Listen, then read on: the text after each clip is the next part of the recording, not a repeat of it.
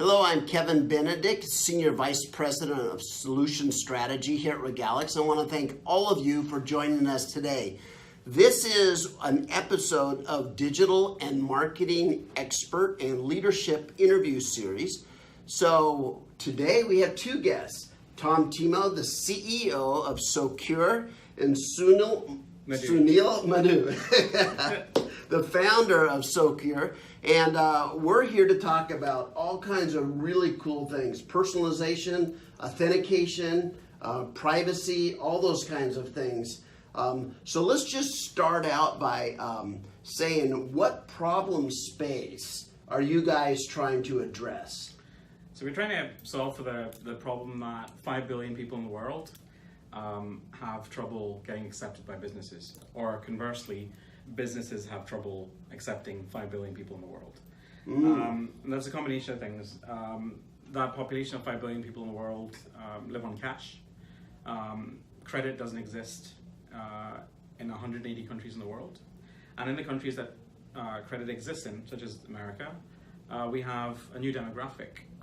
Millennials and Generation Z are going to be the predominant driver of the US economy for the next 30 years to come.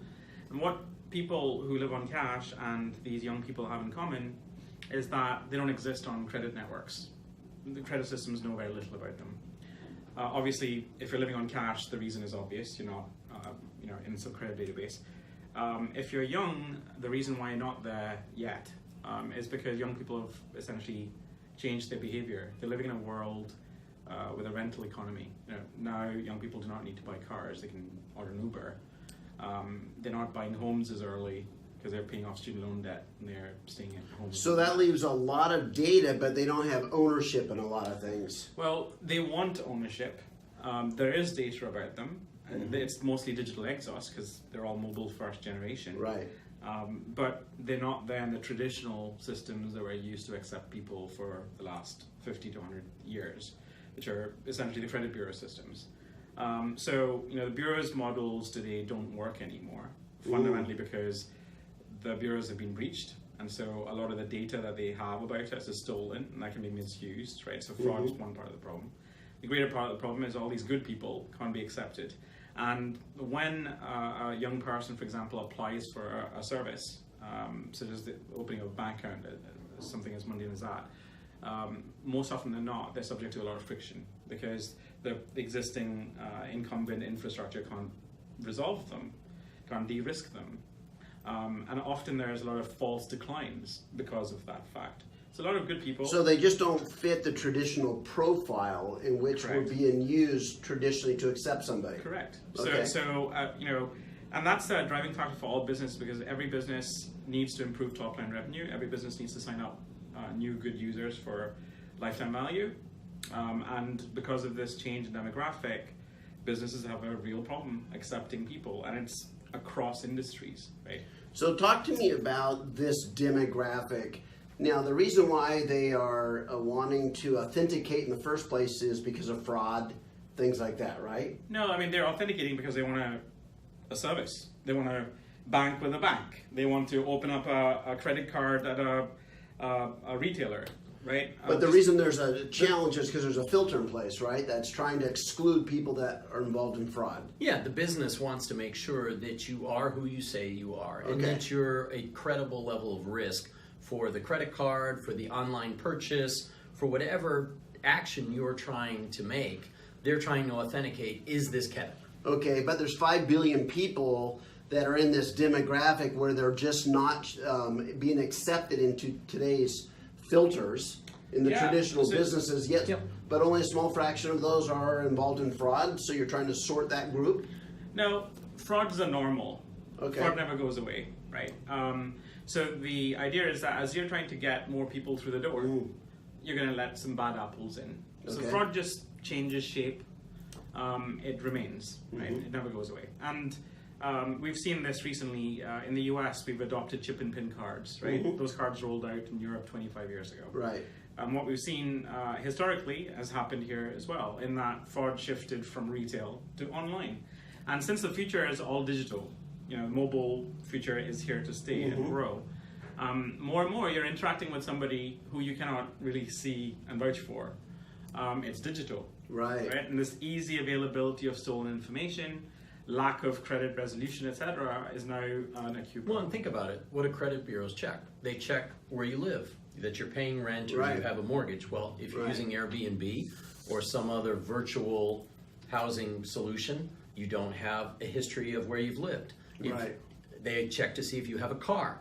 Well, if you use Uber, you don't have a car. Right. They check to see if you have a mobile device. Well, you might be using a pay-for-use mobile device. Your identity now, an email address. A lot of millennials don't even use an email They're all address. They mobile. use just all mobile. Yeah. Wow. And so these people are able to pay good members of society with good jobs, and yet the Bureau is going to come back and tell you either do all types of knowledge-based authentication, which is, you've ever had those little pop-up boxes that ask you questions about 20 years in your past? Right. They don't really work with millennials. A manual review, if you're sitting in a guest checkout and someone needs to call you Oh, right. to verify you, Friction. you close No, you close press the the window and you buy it from somewhere else that Right. doesn't make you do that. So what Socure does is verify the identity of the person that's trying to get the card, get the credit, make the purchase, buy the phone, whatever it is, and we authenticate it using data science and all that digital Wow. exhaust that is naturally there, instead of physical, linear data points in the past. It's now all virtual and it's all digital and it's all on your mobile device. Yeah, Wow. that- So how do you do that? Well, we use machine learning. The point is, there's a treasure trove of information online, right? Even where people don't have credit records, people are still digital. So all of us leave a lot of digital exhaust. And one of the things that we founded this company was on the assumption that it's very easy to steal static attributes, social security number, right? Equifax's breach is the gift that keeps on giving for the next 20, 30 years, right? So the use of static identifiers itself is insufficient to stop the bad guys, because anyone can buy them Right. off the web for about $4 and commit fraud, right? What we realized was who we're connected to in the real world is represented online. Those connections of who is part of our network, those are hard to fake. That is to say, I could go steal your identity and go create a fake LinkedIn profile on your behalf without your knowledge in minutes, right? But there's something odd about that profile. It's not connected to anything. It's not island, right? So now the fraudster has to not just steal your identity and create the fake profile, but they have to connect that to hundreds of other profiles that would vouch for that one, Right. right? So, these are the kind of differences in using online information, online data, that we haven't done before. So we're the first company to actually model that and apply machine learning, Okay. predictive analytics, to look at the features of people online and offline and combine them together so we get a holistic view of the identity. And that's how we can tell the difference between a fake identity, an identity that's made up, that has no connections, has no digital exhaust. So you can look at, and the more kinds of online data sources you can look at to see that they're all tied in and connected, That's correct. the more accurate that would be in predicting if you are you. That's correct, and it's a combination not just of online, but it's correlating the online to the offline. Okay. Right? So being able to say that your mobile number and your address and your photograph or your device, your geolocation, all of these like different attributes of us all correlate between the real world and digitally. Okay, so we touched on a couple things there. So are there biometrics involved? So we are actually used before biometrics are Okay. issued. Okay. That is, if you don't trust the person who's signing up, and you don't know, for example, it's actually Tom, Right. and not someone who's stolen Tom's credentials or identity that's about to enroll a biometric, you can't really trust the biometric. Okay. Right? So how does images, facial recognition fit into that? So one of the dimensions that we actually match profiles on are images of people. Okay. We match on various different dimensions, addresses, geolocation, mobile network operator, subscriber information. There's so many different types of dimensions, and images are one of them. And so, we can tell, one of the nice things about matching on images that you could match a profile that has an alias, right? I could be Batman on Twitter, Right. but the face on my profile on Twitter matches the face on my profile on LinkedIn, so you can say, well, Sunil on LinkedIn is Batman on Twitter. Not that I'm actually. Okay. I had a But whole if I line were, I of wouldn't actually questions tell you. around that too. Sure. But what is special about Socure is, Yeah. well, everybody's talking about machine learning and AI right now, and every company's racing to adopt it. The very phrase defines it: machine learning. The machine needs time to learn. It needs more data elements to be effective and to correctly associate that this is the right person. Sunil and his co-founder, Johnny, they started this 6 years ago. Before AI was the cool thing you were reading about on the front page of the Wall Street Journal every day. And that head start, we were able at Socure to start refining those algorithms and refining those models so that we can now tell better than just about anyone and eliminate 90% of your fraud. We can auto-accept 40 or 50% additional people from the group of people that today you're saying, oh, I can't trust that identity because they're not there at the credit bureau. They're young, but they're actually someone that's going to pay you, that is a very valid citizen, that you can trust the identity. You should sell your product to them. And that's the difference with Socure, is the mature machine learning models that we have. So let me understand, this is going to make available billions of more people to be able to join these commercial transactions. If That's you will. right. The name of the game is called financial inclusion. Okay. Right. The use of credit where credit exists has led to financial exclusion. Right. As an example, a young person who doesn't have a credit record or is credit thin file applies for a loan, and the first thing that the lender does is do a hard credit pull, and they're going to see that you don't have any credit history. They're going to reject you, even though you may not pose any risk to the business. You just don't have history. I personally think it's kind of absurd that in order to prove that who we are and to prove that we're trustworthy, we have to get into debt. And we have to go into a credit system. I just think, coming from overseas, that notion of credit is actually a synonym for debt is very acute. Yes. So, and millennials have the same thing, right? Like, we as parents have raised these children to be more credit conscious and behave differently. And given the amount of debt they've gotten into educating themselves, most of them actually don't use credit cards. They can't get credit cards. Right. Most of them are living on debit cards. Right. These are, again, behaviors that prevent the existing systems from accepting these people. So I talk a lot about digital transformation, and this is a perfect example of how digital transformation has changed this whole area around authentication and verification and all that, just because of the changing behaviors of consumers. Yes. Now, one of the things I've been doing a lot of research on is GDPR, the General Data Protection Regulation that's being passed on June. It's going into effect May 25, right? End of this month, yeah. End of this month.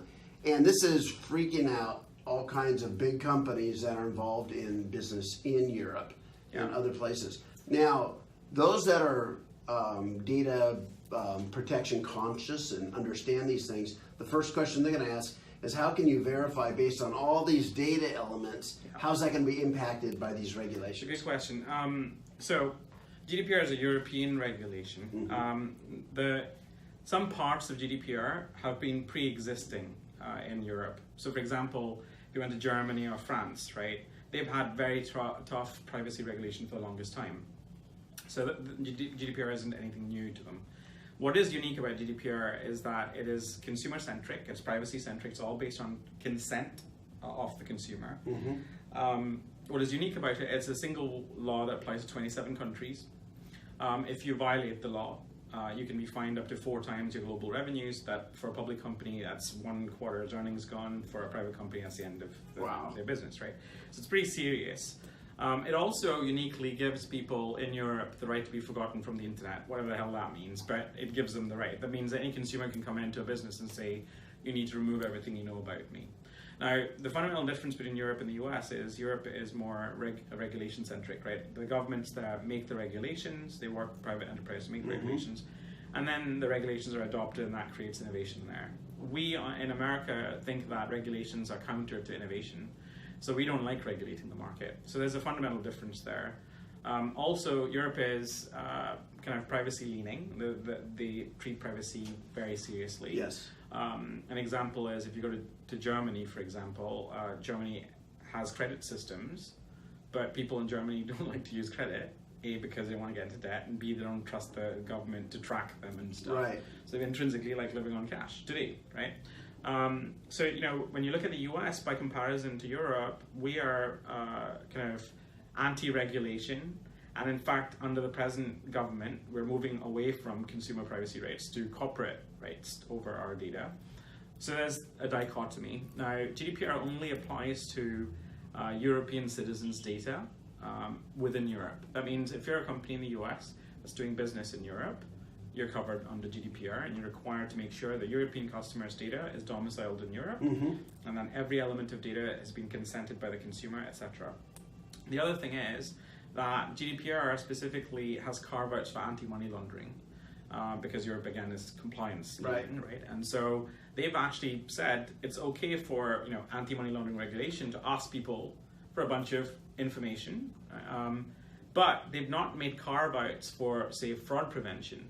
So, for example, if you were collecting someone's passive behavior, such as how they type, and that piece of information is deemed to be an identifier about you, right? European regulation under GDPR says no, you can't use that information, right? Or every tiny piece of data you collect from the consumer, you have to get their permission before you use that data. So there are restrictions that apply to any customers of yours who happen to be European Union citizens. Right. Now, GDPR does not apply to American citizens or any Europeans who are living in America. Okay. Right? So it really is. So does that limit your market to just North America, or No, the problem that we're solving is global, right? Right. The problem of acceptance of signing up new customers is a global problem for businesses.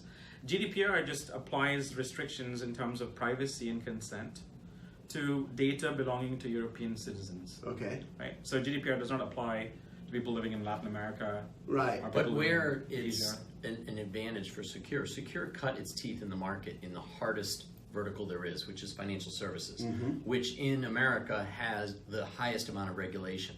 So very early on, not only did we win 3 of the 10 largest banks in the United States, but we also SOC 2 compliance, ISO 27K compliance. We're working towards high trust. We will be GDPR compliant. And because customers will see that Socure has been able to work within such tight compliance regulations, we believe that we can demonstrate that we deserve the trust that we can work within. So GDPR, you guys don't feel that's going to stop you guys from doing the job that you guys are cut out? It's not going to stop us. We have gives us competitive advantage of anything. Yeah, we have the ability to run storing information or run storing no information. Right. So so we can identify who the person is based on the e-commerce company or the bank that's providing us the information, but not keep any of the data. So you're automatically forgotten here because you've never been remembered here if we set the system up. That's right. If the customer wants that from a compliance perspective, we can do that. We believe that there's advantages obviously to storing information because it gives you network effect. That means if I approved you once and I remember that, I'm auto-approving you to everywhere else. And that reduces friction for the consumer. So there's net benefit to actually storing the information. It also helps the machine get smarter, right? Absolutely. So we talked about artificial intelligence, the role of machine learning over the last 6 years. Some other hot phrases and trends right now is automation robotics. Yes. On your website, there's the word robotics in every paragraph just about. Talk to me about that. How is that actually used? We're very unique in that, and when we're talking about robots, we're not talking about, actual hardware robots. We're talking about software robots, software agents. So the advantage that we have, as Tom said, over the last 6 years is that we've been training machines to the point that they don't need people to supervise them, right? And the machines get smarter over time. So we've actually built an automation framework that allows us to ingest a variety of data, to process that data, to create models of that data, and do prediction without human intervention or with minimal human intervention. And that's what we mean by the software robot. We're in fact the first company that's built the first identity robot. That is a system that has learned over time and is able to make more human than human decisions about whether people are real or not. Wow, that's deep insight. It's brilliant, a space that I'm just getting exposed to and learning. So I want to thank you, Tom. Sunil, I want to thank you for sharing your insight, your wisdom, your experience, and wish you the best of luck at Socure. Thank you very All right. much. Thanks, Thank Kevin. you. Cheers. And I want to thank all you guys for watching. Goodbye.